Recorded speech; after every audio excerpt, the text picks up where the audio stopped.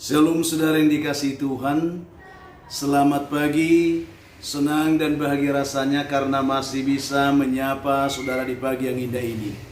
Doa dan harapan saya bahwa saudara semua dalam keadaan sehat, dalam keadaan baik tentunya, penuh dengan sukacita, diberkati Tuhan untuk sepanjang hari ini. Puji Tuhan saudara, kita masih diberi anugerah hari baru oleh Tuhan pagi ini. Tentu dengan berkat Tuhan yang baru juga yang bisa kita nikmati di sepanjang hari ini. Namun sebelumnya, marilah kita merendahkan diri di hadapan Tuhan, memohon tuntunan, kekuatan, penyertaan Tuhan memimpin kita di sepanjang hari ini. Mari saudara, kita berdoa. Bapa, kami mengucap syukur untuk kebaikan dan kasih setia Tuhan yang sudah menyertai memimpin kami sepanjang malam, juga sudah menganugerahkan kepada kami hari baru pagi ini. Berkati dan pimpinlah kami oleh Roh Kudus-Mu Tuhan, sehingga kami boleh berjalan dalam kemenangan Kristus di sepanjang hari ini. Dalam nama Tuhan Yesus, amin.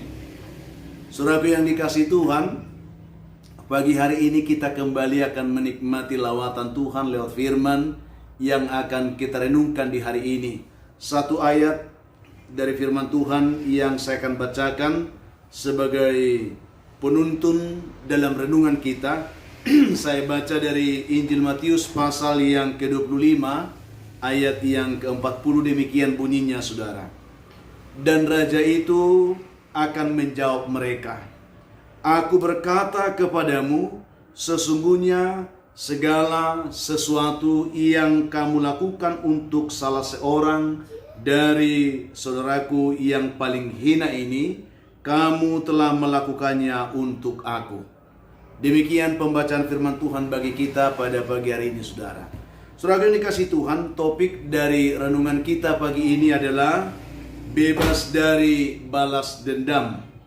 Ini yang akan kita coba bahas pagi ini. Kiranya Tuhan membuka hati kita supaya kita mendapatkan pencerahan rohani, berkat rohani yang akan membantu kita hari ini hidup dalam kebebasan bersama dengan Tuhan. Seorang gadis muda yang bernama Sally saudara, dia menceritakan pengalamannya ketika dia mengikuti pembelajaran atau dia sedang belajar di sekolah Alkitab di sebuah seminari saudaraku. Ketika itu Sally dia mengikuti sebuah kelas yang dipimpin oleh Dr. Smith. Dr. Smith terkenal sebagai seorang pengajar yang penuh dengan kerumitan, dan dalam mengajar setiap di kelas ada begitu banyak terkadang hal-hal yang baru yang bisa didapatkan oleh para muridnya. Saat itu saudara, Dr. Smith dia menempelkan satu papan sasaran yang besar di dinding, di sebuah dinding di kelas, dan menyiapkan beberapa anak panah di sebuah meja.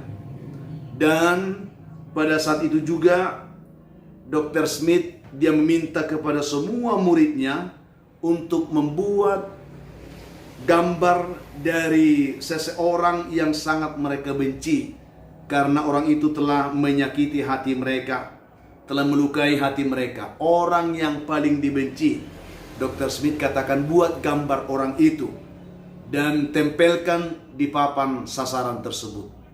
Lalu saudaraku, setelah Dr. Smith menyampaikan hal itu, lalu semua murid bersegera menggambar seseorang yang benar-benar mereka memang paling benci di dalam hati mereka, karena orang itu telah menyakiti dan melukai hati mereka.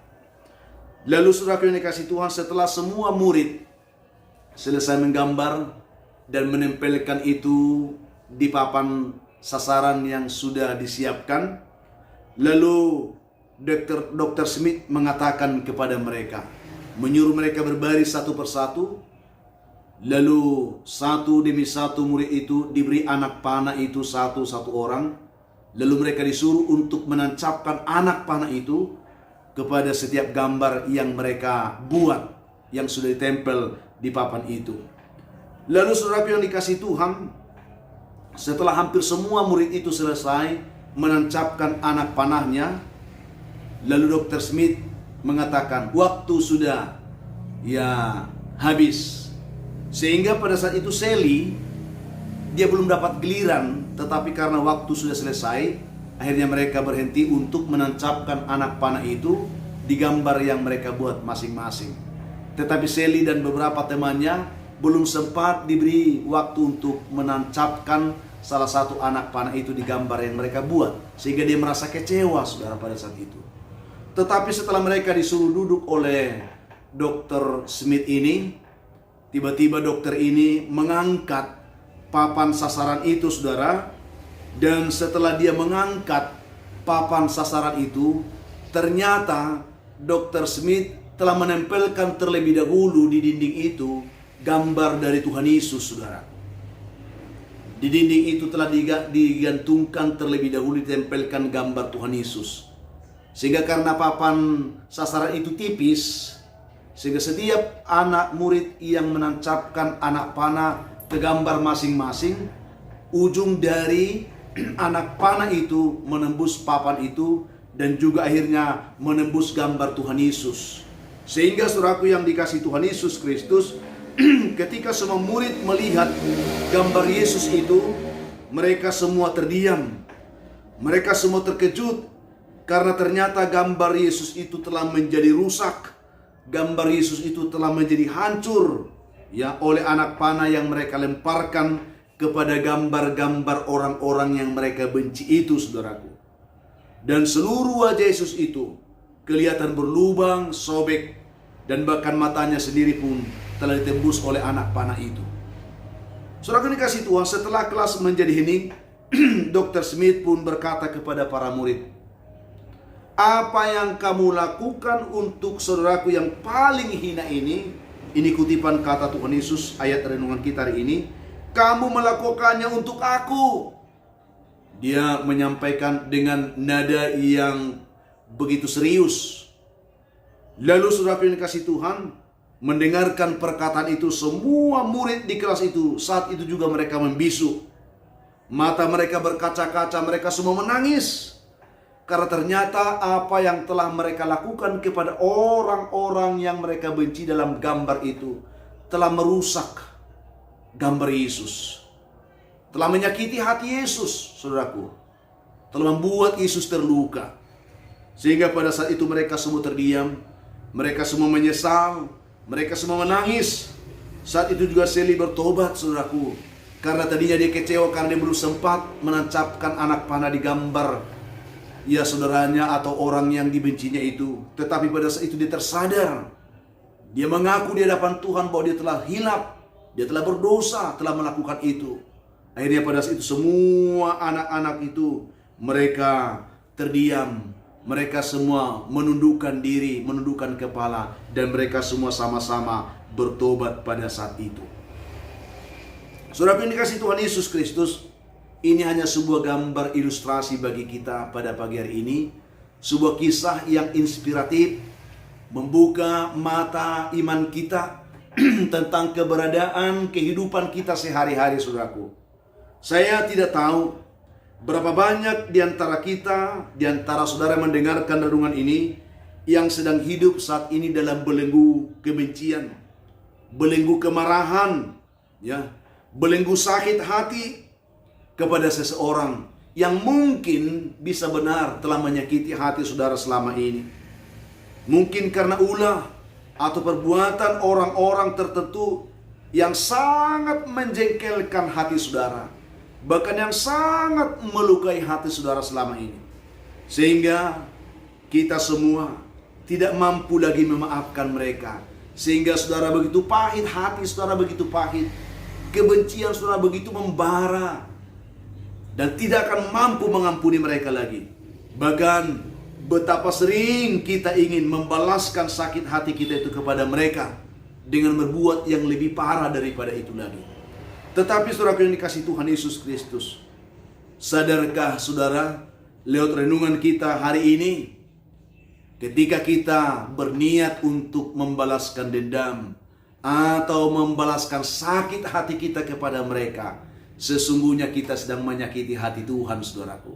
Kita sedang melukai hati Tuhan, saudara. Karena di balik setiap kehidupan kita ada Tuhan yang sedang berkarya di sana. Dan tidak kebetulan kita disakiti orang. Itu hanya sebuah ujian iman untuk membuktikan sebagaimana seberapa besar kita mencintai Tuhan. Jika kita mencintai Tuhan, kita tidak akan mungkin menyakiti hatinya dengan cara menyakiti hati sesama kita. Sekalipun orang lain menyakiti hati kita, bukankah kita juga sering menyakiti hati Tuhan, saudara? Tetapi apakah Tuhan balik membalas sakit hati kita? Tidak, saudaraku. Mari lewat renungan ini kiranya Tuhan menolong kita, sehingga saya dan saudara hari ini sadar bahwa membalaskan dendam, membalaskan amarah dan kebencian bagi orang, bagi orang percaya itu sama dengan melukai hati Tuhan, sama dengan melukai hati Tuhan, menyakiti hati Tuhan, saudaraku. Untuk itu pagi ini, mari kita membuka diri. Mari kita mengizinkan Tuhan menjamah hati kita. Hati saudara yang penuh dengan kemarahan saat ini, izinkan Tuhan menjamah itu. Dan biarkanlah Roh Kudus memenuhi hati saudara, sehingga hati saudara diberi hati yang baru, hati yang penuh dengan kasih, hati yang penuh dengan pengampunan, sehingga kita bisa keluar dari belenggu kebencian itu, dari belenggu kemarahan tersebut. Kita keluar dengan sukacita dan menjadi pemenang bersama dengan Tuhan. Bukankah itu yang kita harapkan pada pagi hari ini?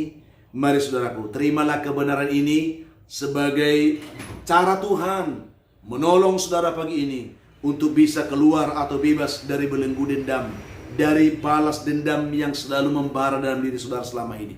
Tidak ada gunanya saudara sebagai anak Tuhan. Tidak ada artinya kita balas dendam. Tidak ada, saudaraku. Itu hanya menyakiti hati Tuhan, melukai hati Tuhan. Bukankah Tuhan sanggup untuk menolong hatimu, untuk mengubah hatimu, untuk membaharui hatimu? Serahkan hatimu kepada Tuhan. Biarkan Tuhan bekerja, menjamah hatimu yang sedang sakit itu, memulihkan itu, memenuhkan dengan hati baru, dengan sukacita baru, pengharapan, pengampunan. Biarlah kita hidup dalam kemenangan Tuhan di hari ini. Itu yang saya sampaikan, saudara. Tuhan memberkati saudara. Mari kita berdoa. Bapa, kami mengucap syukur untuk kebaikan Tuhan yang menyapa kami lewat kebenaran firman-Mu pada pagi ini. Berkatilah setiap kami supaya kami benar-benar memiliki hati yang terbuka kepada Tuhan. Engkau tahu isi hati kami. Ada begitu banyak kebencian, kemarahan yang kami tumpuk membara dalam diri kami selama ini. Mungkin untuk orang-orang tertentu yang ada di sekeliling kami. Pagi ini kami telah mendengarkan renungan ini. Berkati setiap umat Tuhan dimanapun, supaya kami bisa terbebas dari roh balas dendam yang kami rancangkan dalam hati kami. Setiap umat Tuhan yang mendengar, kuatkan mereka yang lemah. Jamah hati mereka yang pilu. Jamah hati mereka yang sedang dipenuhi oleh amarah. Berikan ketenangan, damai dan sukacita.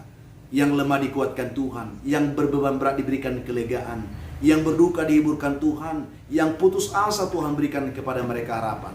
Hamba terus doakan umat-Mu pagi ini yang sedang bergumul karena sakit penyakit. Tuhan ulurkan tangan-Mu, jamah dan pulihkan mereka dalam nama Tuhan Yesus. Anak-anak Tuhan yang sedang mencari pekerjaan hari Tuhan berkati, yang mencari jodoh diberkati Tuhan, yang mengharapkan keturunan pun diberkati Tuhan. Hamba doakan juga anak-anak kami dalam perguruan pendidikan mereka di hari ini dalam masa pandemik ini. Tuhan memberikan mereka tetap semangat belajar yang baik. Juga anak-anak-Mu yang bersuka cita di hari karena mereka berulang tahun, penuhkan sukacita mereka di hari Tuhan. Ajar mereka bersyukur karena itu anugerah Tuhan bagi mereka. Ada begitu banyak anak-anak-Mu pagi ini yang mendengarkan renungan ini. Mereka sedang dibelenggu oleh persoalan kehidupan yang sulit, yang berat. Bahkan dibelenggu kuasa setan, kuasa gelap, sehingga membuat mereka tidak bisa hidup dan bebas dan dalam kemenangan. Tetapi hamba mohon kepadamu, ketika mereka mendengarkan doa ini, izinkanlah hamba mohon berkat Tuhan atas mereka. Lepaskan, bebaskan, berkati mereka pagi ini dalam nama Tuhan Yesus. Amin. Saudara yang dikasihi Tuhan, apapun keadaan hidup yang mungkin saudara hadapi hari ini, saya hanya mau berpesan, tetap semangat saudara. Jadi kuat dalam Tuhan, bersuka cita senantiasa, mengucap syukur dalam segala hal. Karena itu pasti dikehendaki Tuhan dari kehidupan saudara di hari ini. Kalau saudara mempunyai beban, ada pergumulan hidup yang berat yang saudara sedang hadapi saat ini, dan memang rindu didoakan, hubungi kami saudara. Ada nomor telepon yang kami sisipkan di layar saudara. Hubungi kami siap membantu mendukung saudara dalam doa. Dan kami berharap pagi ini kalau saudara diberkati lewat renungan ini, bantu kami untuk membagikan renungan ini kepada yang lain. Berikan komentar yang baik di link YouTube kami. Dukung kami saudara dengan selalu mau like, subscribe bagi saudara yang belum melakukannya. Sebagai bentuk dukungan saudara untuk pelayanan ini. Itu harapan kami. Akhirnya, saya Pendeta Linti Dongoran, Pendeta GKP di Jemaat Khusus Holesa Medan, menyampaikan sampai jumpa saudaraku di kesempatan lain. Tuhan memberkati saudara di hari ini. Shalom.